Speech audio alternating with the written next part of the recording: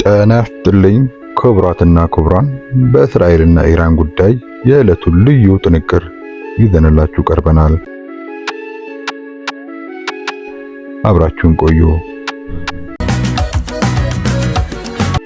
ሰባተኛ ቀኑን የቆጠረው የእስራኤልና ኢራን ጦርነት ከፍተኛ ውድመትን እያስተናገደ ይገኛል። በሁለቱም ወገን 656 የሚጠጉ ሰዎች ተገድለዋል። በመቶ ሺዎች ከቤት ንብረታቸው ተፈናቅለዋል፣ እየተፈናቀሉም ይገኛሉ። በኢራን ብቻ በትንሹ 630 ሰዎች ሲገደሉ በእስራኤል 24 ሰዎች ተገድለዋል። እስራኤል ከአርብ ዕለት ጀምሮ በኢራን ላይ በፈጸመችው ጥቃት ቢያንስ 639 ሰዎች መገደላቸውን የሰብአዊ መብት ተሟጋች ቡድን እያስታወቀ ነው።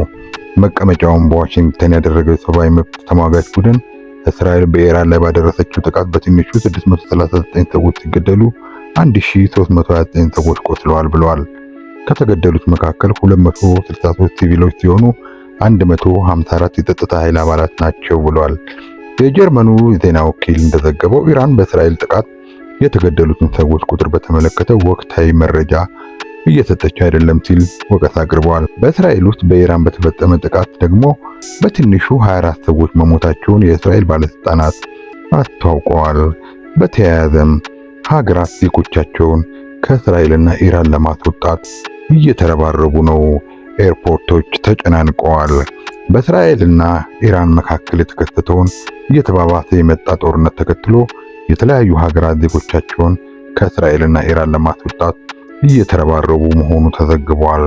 በኤርፖርቶች አካባቢ ሰዎች በብዛት እየታዩ ቢሆንም በጦርነቱ ምክንያት አውሮፕላኖች መንቀሳቀስ ባለመቻላቸው ከፍተኛ ችግር ተፈጥሮ እየታየ ነው።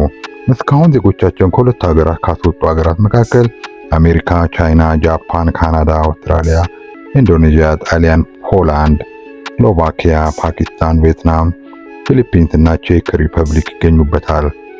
ሀገራቱ የአየር፣ የባህር መጓጓዣ አማራጮችን ተጠቅመው ዜጎቻቸውን እያስወጡ ሲሆን በዚህም ወደ 9000 የሚጠጉ ዓለም አቀፍ ዜጎች እስራኤልን ለቀው ወጥተዋል። በኢራን በኩል 910 የሚሆኑ ዓለም አቀፍ ዜጎች ሀገሪቱን ለቀው መውጣታቸውን ፍራንስ 24 ዘግቧል።